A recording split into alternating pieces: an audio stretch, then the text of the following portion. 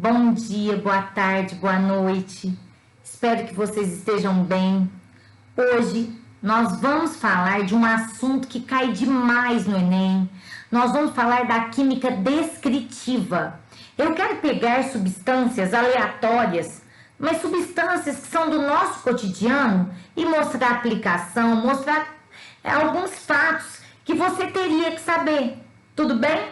Então estamos aqui para te ajudar. Let's go, everybody with me? Então vem comigo.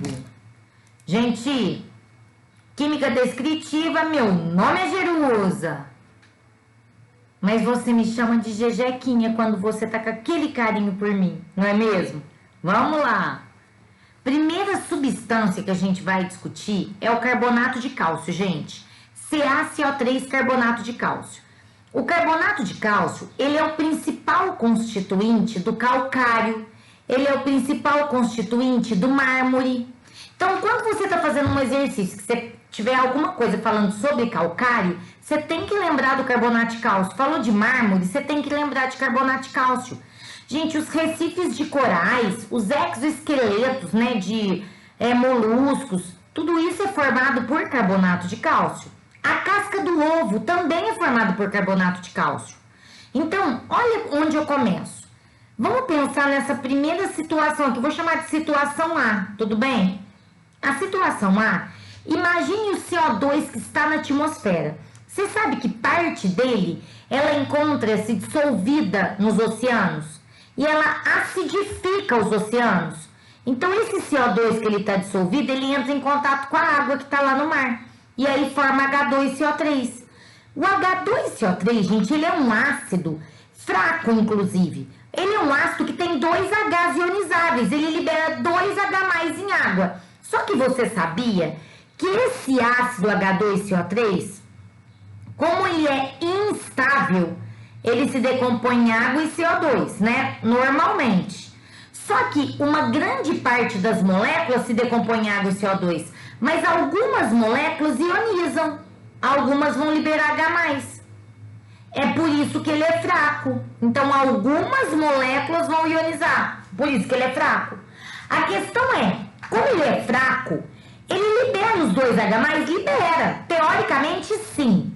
Na prática, é difícil de liberar até o primeiro H+, quanto mais o segundo. Então, quando você está fazendo algum exercício relacionado com a parte ambiental, com o cotidiano, e que fala do H2CO3 e que você tem que mostrar ele ionizando, mostre que ele vai liberar H+, mas que ele também libera HCO3-. Certo, gente?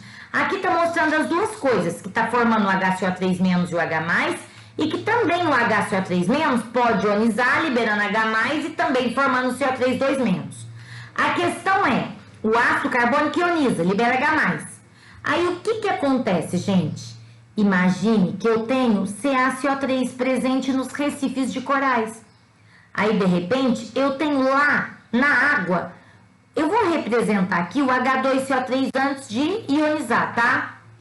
O que pode acontecer, gente? O CaCO3, ele é praticamente insolúvel em água, gente. Ele é insolúvel. Só que quando o ácido carbônico ele tá ali presente juntinho com a água, sabe o que acontece? Pensa comigo, gente, o H2CO3, ele não tem 2 H+. Aí lembra que eu falei para vocês que é difícil de liberar os 2 Hs? Toda vez que você pensar em alguma coisa no cotidiano, na prática mesmo, já é difícil de liberar o primeiro H, o segundo ele libera, mas tão pouco que eu nem tô considerando. Entenda o seguinte, aqui vai ser Ca2+ e CO3-2-. Esse H+ vai ficar junto com esse CO3-2-. Sabe o que vai formar aqui? HCO3-. Você percebeu que eu fiquei com esse HCO3-, que é o do H+ que o ácido liberou, e o CO3-2- do CaCO3. E o outro HCO3-, que é o que o ácido liberou. Então, você concorda que eu tenho Ca2+, HCO3- 2? Por quê? Eu vou inverter essas cargas, então vai ficar CaHCO3, 2. Hein, gente? São 2 HCO3? 1, 2. Esse sal formado aqui, ele é solúvel em água. O que vai acontecer, gente, quando esse sal vai sendo formado no lugar do carbonato de cálcio dos recifes de corais? Esses recifes de corais, eles estão se desfazendo, na verdade, estão se dissolvendo, porque eles estão formando um outro sal que é solúvel, ele está se transformando num outro sal que é solúvel. Eu posso representar essa equação de várias maneiras diferentes, gente. Eu poderia, ao invés de escrever dessa forma, já que o sal é solúvel, colocar que aqui ficou Ca2+, mais 2HCO3-. Aquoso é uma outra maneira de representar, gente. Ou eu ainda poderia falar o seguinte, olha o jeito que eu poderia falar.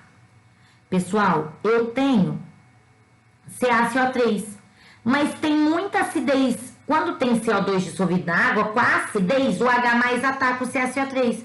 Vai formar Ca2+ mais HCO3-. É uma outra maneira de representar. Se eu não quiser falar do ácido inteiro, se eu só quero falar que é o H+ do ácido que está atacando o carbonato de cálcio, o recife de coral.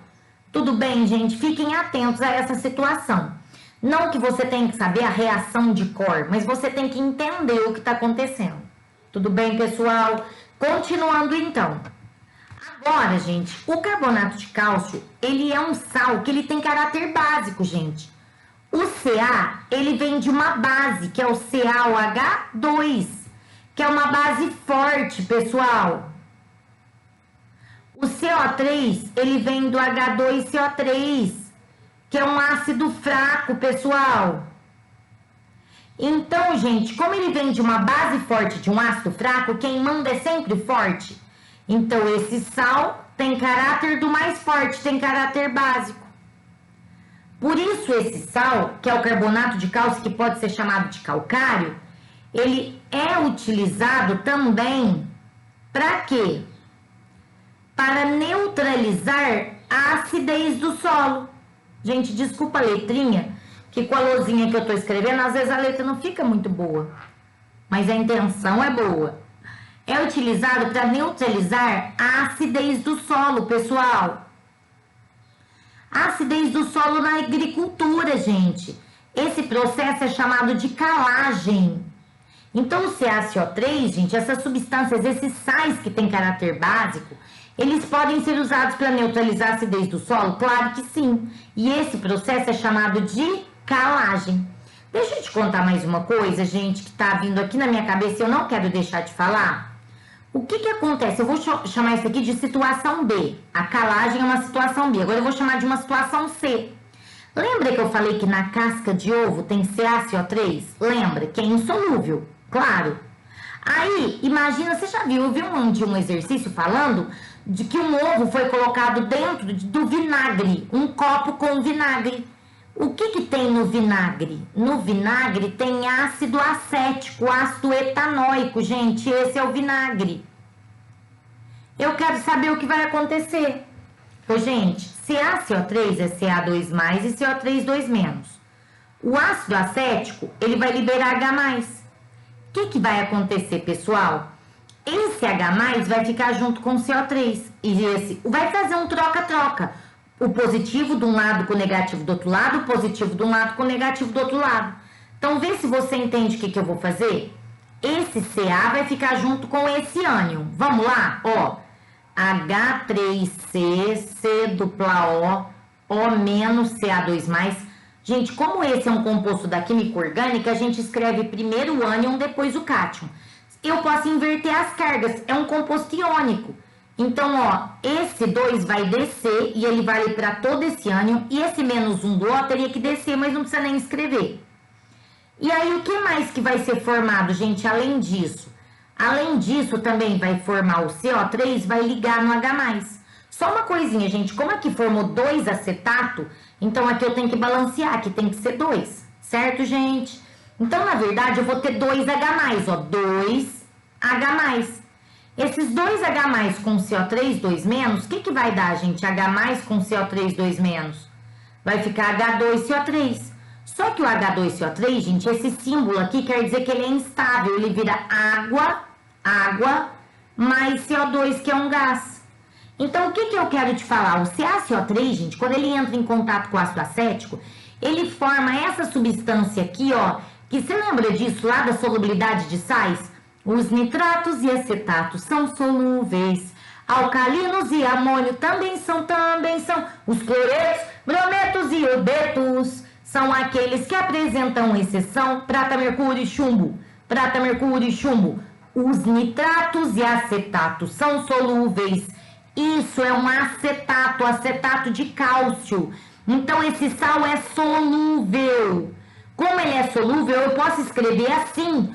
Ou como ele é solúvel, eu posso colocar na forma de íons. Porque na verdade, já que ele é solúvel, ele está na forma de íons dentro da solução. Ô, gente, o que importa é você saber que como ele é solúvel, a casca do ovo, ela está se desfazendo. Está acontecendo uma dissolução. Por quê? Porque ela está deixando de ser carbonato de cálcio e está virando acetato de cálcio, que é um sal solúvel. Então, gente, quando eu coloco o ovo dentro do vinagre, a casca ela vai se dissolvendo, vai se desfazendo por causa dessa reação. E também é liberado o CO2. Então, você percebe um fenômeno de efervescência. Você percebe o gás sendo liberado do recipiente. Pode até borbulhar. Certo, gente? Tudo bem?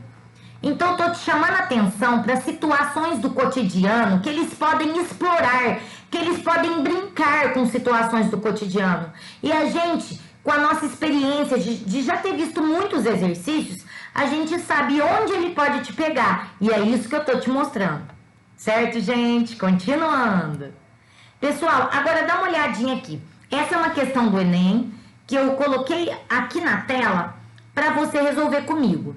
Ácido muriático. O que é ácido muriático, gente? Ácido muriático é o HCl. HCl é ácido clorídrico. Só que você sabia, né, que a gente só chama de ácido clorídrico quando ele está em água. Porque se você pegar o HCl puro, ele é gasoso. E aí, o nome dele é cloreto de hidrogênio. Só que o ácido clorídrico comercialmente ele é chamado de ácido muriático. Ele é usado para limpeza mais pesada, para uma limpeza de pedra, por exemplo. Acabou de reformar sua casa, caiu o cimento no chão, você usa ácido muriático, porque ele é ótimo para esse tipo de limpeza. Aí, gente, vamos supor que você vai limpar um piso que tem mármore. Gente, o piso de mármore, ele tem o quê? CaCO3. Então, quando você vai limpar com HCl um piso de mármore, o que acontece, gente? Gente, olha a reação que vai acontecer. Olha a reação que vai acontecer. Vocês estão vendo que as reações são todas mais ou menos parecidas, gente? O Ca vai ficar junto com o Cl e o H vai ficar junto com o CO3. Aqui fica Ca é 2 mais, o Cl é menos. O H é mais, o CO3 é 2 menos. Inverte as cargas, fica CaCl2 e aqui H2, CO3. Ô, pessoal, sabe o que vai acontecer? Ó, eu fiz no lugar errado as duas setinhas. Ô, gente, sabe o que vai acontecer aqui, hein?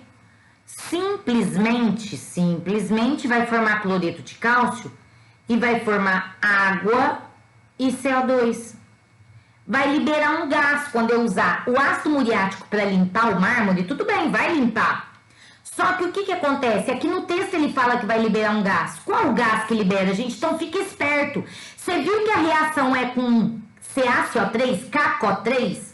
Você vai formar um ácido carbônico e ele vai se decompor. Ácido carbônico, que é o H2CO3, é instável, ele se decompõe em água e CO2 e vai liberar gás.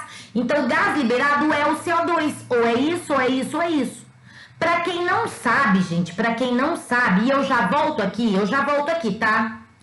O CO2, gente, ele é um óxido ácido, pessoal. Vocês sabiam? Ele é um óxido ácido, então ele é uma substância que tem caráter ácido. Gente, como ele é um óxido ácido, o que acontece? Ele queria saber o primeiro gás liberado. E depois, como é que eu faria para confirmar que esse gás foi produzido, entendeu? Qual o teste que eu poderia fazer? Gente, se ele é um óxido ácido, eu poderia reagir com alguma coisa que é básica. Mas aí teria que formar algum precipitado, que senão nem ia ver que ele está sendo formado. Então, gente, olha só. Se eu reagir o CO3 com tipo HNO3, não vai ter uma reação legal porque é um óxido ácido reagindo com ácido. Na verdade, qual é a reação efetiva que vai acontecer? É o CO2 com BaOH2. É um óxido ácido com uma base. sempre que você tem óxido ácido com base, vai dar sal mais água. Sal mais água. Sabe um jeitinho de fazer essa reação? Você viu que é óxido ácido com base? Sabe que jeito você faz a reação? Vai formar água. Aí você pensa assim, ó, isso é um macetinho. Quantos H's tem no reagente? 2 H's. Quantos tem na água? 2. Ah, então a quantidade de H que eu tenho no reagente já dá para formar água? Dá. Então o que não foi para água agora vem para o sal. Tipo, BA foi para água? Claro que não. Então o BA vai fazer parte do sal. O C foi para água? Não. Então ele vai fazer parte do sal. Os 2 H's já foram os 2 para água. Então eu não vou usar no sal. 2O com mais 2O dá 4O. Um foi para água, os outros 3 vêm para o sal. Formou um sal. E esse sal, gente, ele é pouquíssimo solúvel. Como ele é pouquíssimo solúvel, ele vai precipitar. Como ele vai precipitar, a solução vai ficar meio esbranquiçada. E aí você vai perceber que esse óxido foi formado, que o CO2 foi formado.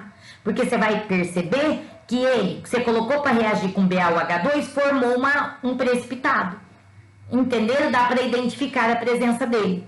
Certo, gente? Tudo bem? Tudo bem? Agora vamos lá, mais um pouquinho. Ô, gente, o CaCO3, ele pode ser aquecido. E quando ele é aquecido, a gente fala que aconteceu a decomposição térmica, ou a gente chama isso de pirólise, decomposição sob a ação do calor. Acontece, gente, a decomposição térmica do carbonato de cálcio. E aí forma CaO e CO2. O CO2 é um óxido ácido, né? O CO2 é o famoso gás carbônico. E ele é um gás estufa, mas que a gente vai falar disso na aula de química ambiental. Ele é produto de queima, que a gente vai falar disso na aula de química ambiental. Ele também pode ser chamado de anidrido carbônico. Por quê, pessoal? Porque, pessoal, se você pegar o H2CO3, é o ácido carbônico, e tirar água, você chega no CO2. Então, CO2 é o ácido carbônico sem água. Como ele é o ácido carbônico sem água, ele pode ser chamado de anidrido carbônico. O CaO, pessoal, é o óxido de cálcio. É um óxido de cálcio que, inclusive, é um óxido básico, gente. Os óxidos básicos mais famosos que tem são aqueles formados por família 1A e 2A, os mais famosos. Então, sempre que tiver oxigênio ao lado de família 1A e 2A, se não tiver 2 ao lado do O, é óxido básico na cabeça.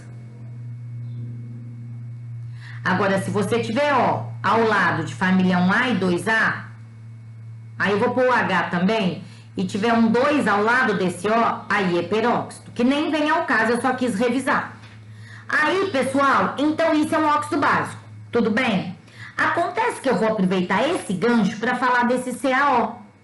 O CaO é um óxido básico, gente, que com água forma o quê? CaOH2, que é uma base, certo, pessoal? Gente, o CaO é o óxido de cálcio, que também pode ser chamado de cal virgem.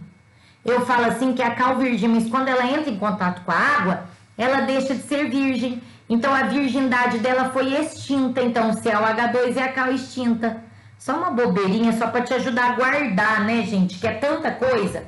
Aí, que mais, gente? A cal virgem também é chamada de cal viva. A cal extinta, gente, ela é chamada também de cal apagada.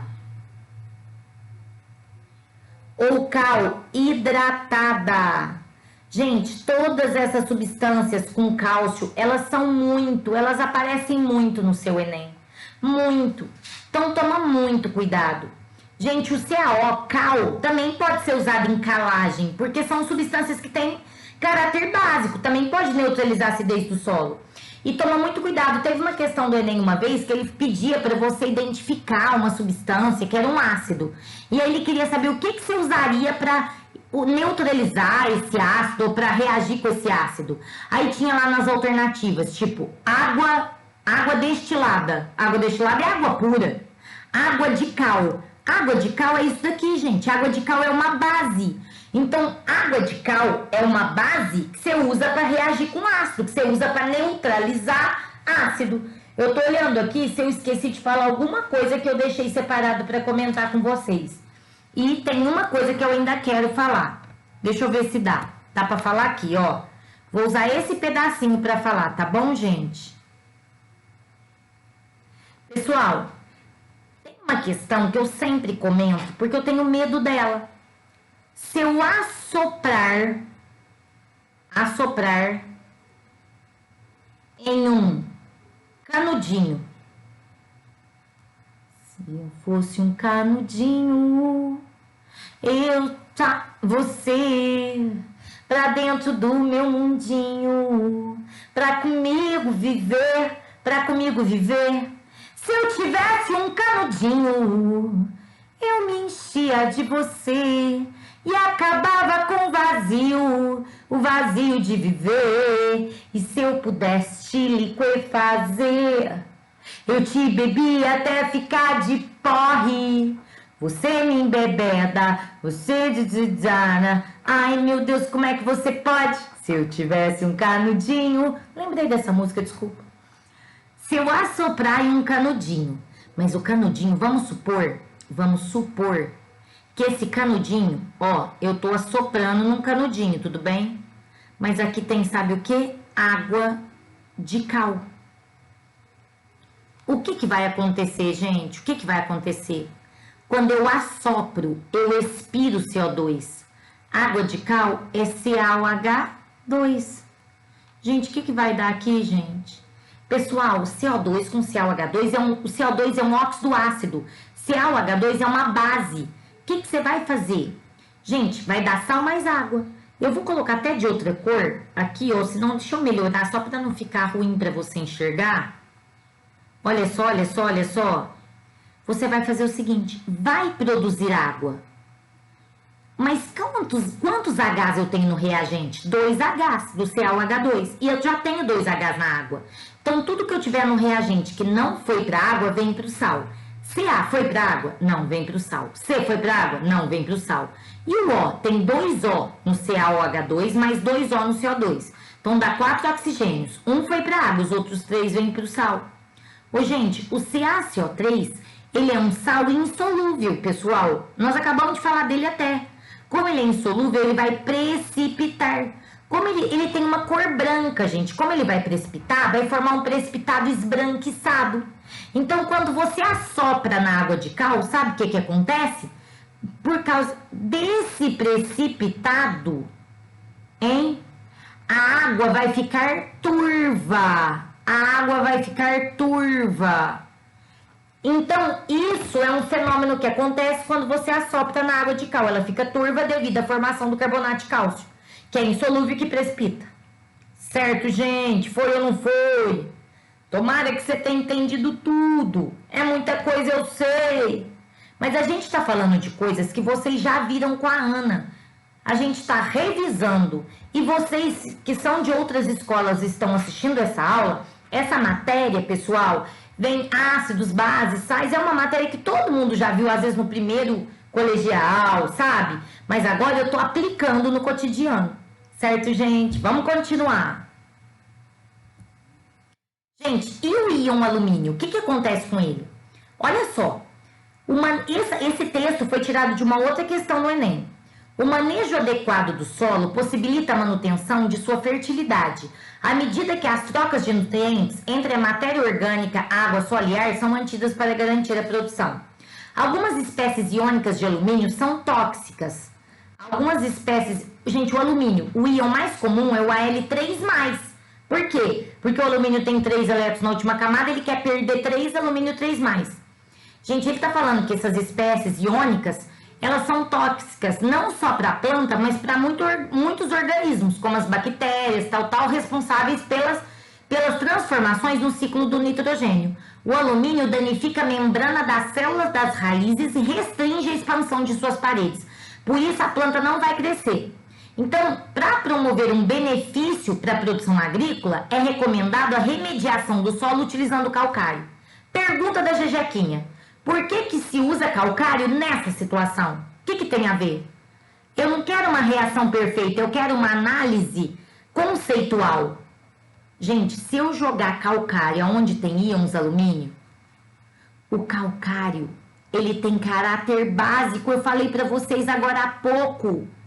Por que ele tem caráter básico? Porque ele vem do CaOH2, que é uma base forte, do H2CO3, que é um ácido fraco. Se ele tem caráter básico, se eu fizesse a hidrólise desse sal, que não vem ao caso agora, ele vai liberar OH- para o meio, gente. Aquilo que tem caráter básico libera OH- para o meio, numa hidrólise, que eu não vou fazer. Então, Jesus, mas agora nós vamos ter um momento para falar disso mais para frente aqui no circuito Enem. Então, se vai liberar o H-, mas tem Al3+, o que vai acontecer? O Al vai ficar junto com esse OH- e vai formar AlOH3. E o AlOH3, ele é aproximadamente insolúvel, praticamente insolúvel. Então, ele vai precipitar.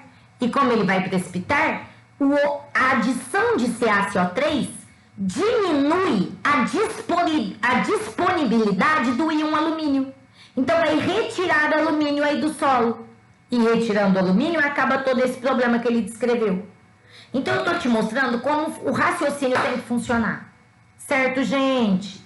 Gente, nossa senhora, como o tempo passa rápido. E eu falando, mas eu quero falar mais, muito mais. Continuando, força aí!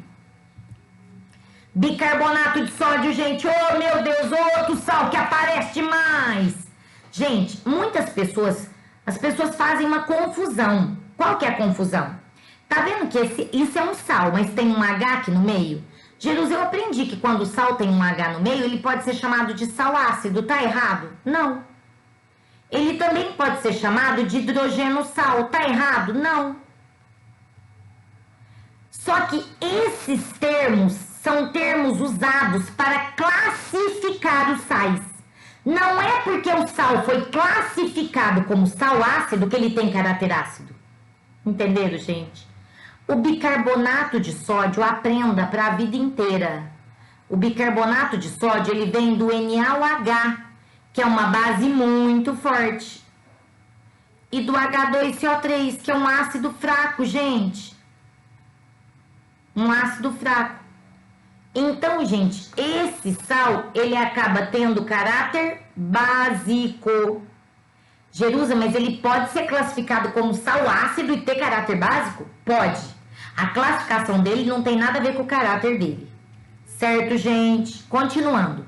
Aplicações desse sal, muitas, todas muito parecidas. Entenda o conceito. Qualquer uma das situações você vai entender depois. Ó, bicarbonato. Ele pode ser usado como antiácido estomacal. Você tá com o estômago ruim, tá com uma dor. Ai, eu vou tomar um pouquinho de bicarbonato. Por quê? No seu estômago tem HCl. Porque o HCl está presente no suco gástrico também do estômago. E aí, quando você ingere o bicarbonato, o que vai acontecer? Aqui é H+, e Cl-. Aqui vai ficar Na+, e HCO3-. Gente, o Na fica junto com o Cl. Tá aqui, ó, NaCl. E o H fica junto com o HCO3 e forma o quê? H2CO3. Só que o H2CO3 ele é instável e ele vai formar água e CO2. É por isso que quando você toma bicarbonato, muitas vezes acontece a eructação, popularmente conhecido como arroto. Por quê? Porque vai liberar esse CO2, certo, gente? Mas o bicarbonato neutraliza a acidez do estômago, sim, isso é fato. Uma outra substância que neutraliza a acidez do estômago é o leite de magnésia, né, gente? Mas aí é uma base, é o MgOH2. Só falei paralela a isso, tá? Que me veio na cabeça. Outra coisa, gente. Você também tem... Você sabia que você tem vários tipos de extintor de incêndio? Tem um tipo de extintor de incêndio que você tem em um compartimento bicarbonato. Em outro compartimento você tem ácido sulfúrico. Aí, de repente, você aciona o extintor. Quando você aciona, os compartimentos são rompidos e essas substâncias se misturam. E quando elas se misturam, pessoal, o que ocorre? Gente, tem um ventilador ligado aqui, tá voando tudo, entendeu? Tá voando tudo. Mas é que tá muito calor, né, pessoal?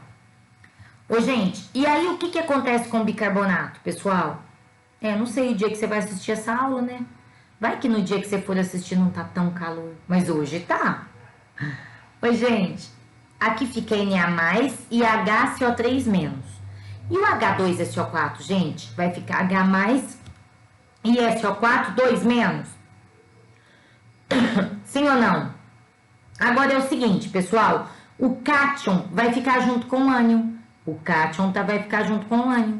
Então, vai formar Na2SO4 mais H2CO3. Essa é uma maneira de fazer essa reação. Só que ficaria bom se eu fizesse essa reação assim, gente? Sim ou não? Posso fazer assim? Posso, gente, só tem que balancear, aqui não é Na2, então coloco um 2 aqui, fica 2Na. Você viu que ficou 2Na, 2Na. 2Hs com 2Hs, 4.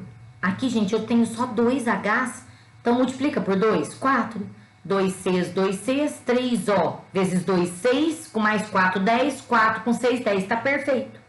Gente, aqui, ó, isso daqui vai decompor, gente, vai formar 2 águas e 2 CO2, porque são 2 H2CO3.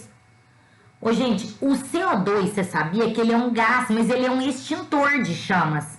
O CO2, ele forma uma cobertura protegendo a chama. Então, aí o oxigênio, ele não consegue chegar até a chama e alimentar essa chama. Por isso que o fogo é extinto. Só que esse tipo de extintor tem um problema, pessoal. Você não pode usar de forma alguma em rede elétrica. Por quê? Isso daqui, gente, para essa reação acontecer, é que tinha água. Então, esse sal que é solúvel, ele tá em água. E aí, o que acontece? Quando você forma e tem uma rede elétrica, tá úmido, o que acontece? Esses íons vão se separar. E aí, vai liberar íons na solução. E aí, a solução vai ficar condutora de corrente elétrica. E aí, é super perigoso usar esse tipo de extintor em rede elétrica. Certo, gente? Continuando. Ô, gente, e o fermento químico e o fermento biológico? Você lembra da diferença? Gente, NaHCO3. Quantas vezes isso já apareceu no Enem? Muitas vezes, viu, pessoal? Gente, o bicarbonato de sódio, NaHCO3, ele sozinho é o fermento químico? Não, é mentira. Ele sozinho não é o fermento químico. Mas você coloca ele em contato com ácido, o ácido tartárico, e aí forma o fermento químico. Aqui não me importa o ácido, ele vai estar junto com o ácido. E aí, quando você coloca o pozinho do fermento químico, que é esse daqui, gente. Eu coloquei uma figurinha aqui do pó royal, aquele mais tradicional do mundo. Aí, quando você coloca leite para fazer o bolo, por exemplo, o que acontece? Esse ácido ioniza, esse sal dissocia, e aí acontece a reação. O Na+ fica com X- e o H+ com HCO3-, vai formar H2CO3. E aí, esse ácido se decompõe. E aí, é liberado CO2. E aí, o bolo cresce. Então, a massa do bolo, gente, ela já vai crescendo enquanto você tá fazendo. Por isso que o bolo fica fofinho, entendeu? Porque vai liberando bolhas de gás, de ar, com CO2 dentro dessa massa do bolo, entendeu? Agora, escuta uma coisa, gente. Depois que eu coloco o bolo no forno, continua acontecendo do bolo crescer? Continua, tanto é que você nem pode abrir o forno de uma vez, porque senão ele murcha, não é? Por quê? Porque, pessoal, se você aquecer... Vamos supor que ainda vai sobrar um pouquinho de bicarbonato lá. Você não coloca exatamente a mesma quantidade para reagir. Tem um excessozinho. Aí esse que sobrou, na hora que você coloca o bolo no forno, ele vai se decompor. Vai formar Na2CO3 mais água mais CO2. Gente, eu costumo falar assim que essas reações de decomposições, elas acabam ficando muito decorebinhas. Então essa é uma reação muito importante para muitas situações. Então, essa é aquela que vale a pena colocar na parede do quarto. Então, gente, o fermento químico é a ação do bicarbonato com o ácido, que também está presente no fermento. E aí, eles reagem e liberam CO2. Ou o fermento químico pode ser um bicarbonato. Isso é um exemplo do fermento mais tradicional que tem, que quando é aquecido forma um sal, H2CO3, que vai liberar água e CO2. Certo, gente? Foi ou não foi aí? Só uma coisinha, é óbvio, né, gente? É óbvio que aqui, ó, são 2 NAs, 2 NAs, 2 Cs, aqui ó, um C com 2, mais outro C, 2 Cs, 3 O com 2 O, com mais um O, tem 6 oxigênios no produto, e 2 vezes 3, 6 oxigênios no reagente. Então ela tá balanceadinha, tá? É óbvio que eu não ia escrever sem balancear. Combinado, gente? Continuando. Isso é o fermento químico. E o biológico? Gente, o fermento biológico Deixa esse esquema para analisar daqui a pouco, tá? Calma. O fermento biológico, gente, envolve a ação de uma levedura. Um fungo famoso chamado Saccharomyces cerevisiae. Saccharomyces cerevisiae. Essa é uma levedura famosa. Vamos supor que o que você tem? Você tem lá a massa do pão, aí você coloca o fermento, não tem? Você não coloca o fermento? Aí lá na massa do pão não tem amido, hein, gente? Aí essa levedura vai produzir uma enzima. E essa enzima vai transformar esse amido em glicose. Certo? O amido, gente, é um polissacarídeo da glicose. Então, gente, o amido ele vai hidrolisar e vai produzir o quê? A glicose. Certo, gente? E vai produzir a glicose. Então, vai produzir quantas glicoses? N glicoses. Eu nem tô escrevendo aqui a quantidade, é que eu não tô balanceando, porque não me interessa, eu só quero que você entenda o processo. Aí, gente, essa glicose, agora sim, C6H12O6, ela vai sofrer a ação de uma outra enzima que foi produzida, que ela veio de onde? Lá desse fungo, da Saccharomyces cerevisiae. Essa enzima ela é chamada de zimase. E a zimase, pessoal, ela transforma a glicose em etanol e CO2. Ô, gente, isso daqui eu chamo de fermentação. É a fermentação alcoólica, gente. Então, escutem bem. Essa glicose, para ela aparecer, antes eu tinha um amido. Eu tenho um carboidrato lá no pão, por exemplo. Aí, o que acontece? Aí ele sofre a hidrólise, tem a enzima que veio lá, geralmente uma enzima chamada invertase, que vem lá da Saccharomyces cerevisiae, que vai produzir a glicose. Aí a glicose tá aqui. Aí ela sofre a ação de uma outra enzima que é a zimase e forma etanol e CO2. O CO2, gente, ele é liberado e é ele que vai fazer a massa do pão crescer. E o etanol, Jesus, então meu pão tem álcool? Não, gente, aí você coloca o pão pra assar, né? Aí esse etanol vai embora, tudo bem? Agora é o seguinte, às vezes você não sabe se o pão cresceu ou não. O que você faz? Sabe o que você faz? Você pega uma bolinha de massa e coloca dentro da água. Quando você coloca, ela fica lá no fundo, né? Mas quando a massa cresce, a bolinha vem aqui pra cima. Por que a bolinha sobe, gente, quando a massa cresce? Porque densidade é massa sobre volume. A massa da bolinha não mudou, mas o volume dela aumentou, porque foi liberado CO2, né? Aconteceu a fermentação da bolinha, que é um pedaço da massa. Como o volume aumentou, a densidade dela diminuiu, por isso que ela subiu, porque ela ficou menos densa do que a água. Certo, gente? E olha esse esquema que eu também tirei de uma questão do Enem. Esse esquema aqui, gente, representa a produção de etanol utilizando milho. Muita gente ficou meio perdido nesse esquema e não conseguiu entender que isso é uma aplicação do que eu acabei de te falar. Olha só, gente, o milho. No milho tem o quê? Carboidrato também, não tem carboidrato? Aí vai acontecer a hidrólise. Quando acontece a hidrólise, vai formar o quê? Deve formar o quê? Uma glicose, um carboidrato mais simples. Aí vem uma levedura, que é um fungo, produz enzimas, que acontece a fermentação. E aí produz CO2, etanol e também pode produzir água. Sim ou não, pessoal? Então, aqui ele está te mostrando o quê? Que aconteceu a fermentação. Então, o milho, ele tem carboidrato, ele sofre hidrólise, aí ele forma um carboidrato mais simples, aí ele sofre a ação de uma levedura, de um fungo, de uma bactéria... de um fungo, nada de bactéria, de um fungo, e aí esse fungo provoca essa fermentação desse carboidrato mais simples, produzindo etanol e CO2. Tudo bem, gente? Se você entendesse isso, você faria o exercício de boa. Certo, gente? Continuando mais um pouquinho. Gente, agora vamos falar do hidróxido de sódio? Deixa eu só falar mais uma coisinha do bicarbonato. Ô, gente, o bicarbonato também, você sabia que o seu suor, o suor das pessoas, geralmente, ele não tem um cheiro muito agradável. Porque no suor das pessoas tem alguns ácidos carboxílicos que dão mau cheiro. Aí a gente pode usar bicarbonato como desodorante, vai. Antes, o que você faz? Sabe o que você faz? A minha mãe já fazia isso quando eu era criança. Ela pegava um pouquinho de álcool, misturava com bicarbonato, e aí colocava numa bisnaguinha, e a gente ela usava, ela colocava nas axilas como desodorante. Por que ela fazia isso, gente? Minha mãe nunca fez química, mas ela era sábia. Ela é, né? Porque ela tá viva, graças a Deus. Gente, o bicarbonato, ele reage com o quê? Vamos fazer de conta que essa é a fórmula do ácido carboxílico? É um HX. Vai ter um H+, e vai ter um ânion. Gente, é a mesma reação que a gente fez várias vezes. Vai neutralizar, gente. Vai neutralizar. Como vai neutralizar, gente?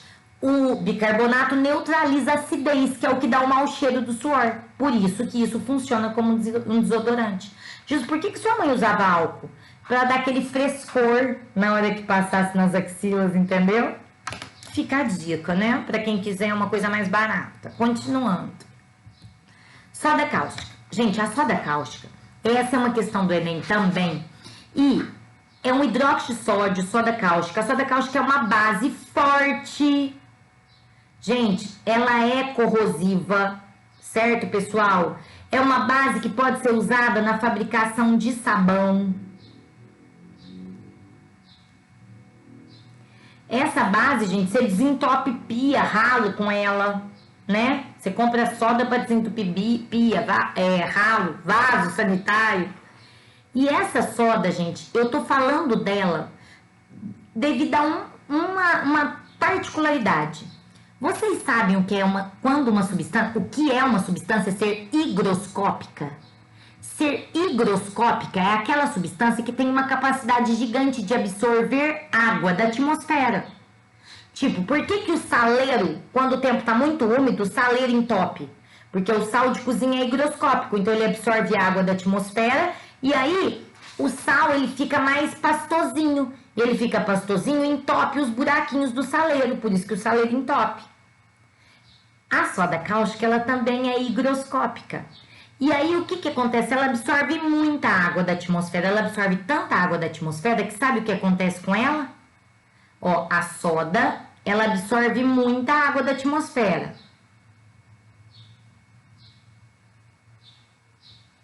E aí, o que acontece? Acontece um fenômeno com ela chamado deliquescência. Ô, gente, o que seria esse termo deliquescência? Deliquescência significa, é uma substância que absorve tanta água, ela é higroscópica e ela absorve tanta água que ela se dissolve na água que ela absorveu. Certo, pessoal? Então a substância ela deixa de estar sólida e ela fica meio molhadinha, meio pastosinha. E aí ela ficou pastosa não é porque ela fundiu, não é porque ela derreteu. É porque ela absorveu a água e dissolveu nessa água. Vamos falar o termo correto. A gente informalmente fala assim, ela absorveu muita água, parece até que ela ficou meio derretidinha. Derretidinha você fala lá na sua casa, mas aqui você tem que usar o conceito certo. Aqui qual que é o conceito certo? Não é que ela derreteu, porque para nós na química derreter é fundir. E ela não fundiu. Ela absorveu água. E aí aconteceu a deliquescência. Por quê? Porque ela absorveu tanta umidade do ar que ela se dissolveu nessa água que ela absorveu. Por isso ela ficou mais pastosinha. Tudo bem, pessoal? Aí, ó. A soda cáustica pode ser usada no desentupimento de encanamentos domésticos, A soda normalmente é comercializada na forma sólida, mas que apresenta aspecto derretido quando exposta ao ar. Por quê? Aí vem aqui, reação com gás nitrogênio. Gente, gás nitrogênio, para quem não sabe, é o N2. Ele é um gás inerte. Ele é super difícil de reagir. Se você colocar um palito de fósforo aceso dentro do nitrogênio, de um recipiente com nitrogênio, o palito apaga, porque ele é um gás inerte. Ele é super difícil de reagir. Como assim reagir com hidróxido de sódio? Nada a ver. Porque absorve gases da atmosfera. Nada a ver. Porque reage com impureza do produto, reação das impurezas do produto com o oxigênio do ar. Fusão. Tá falando que ela derreteu? Não.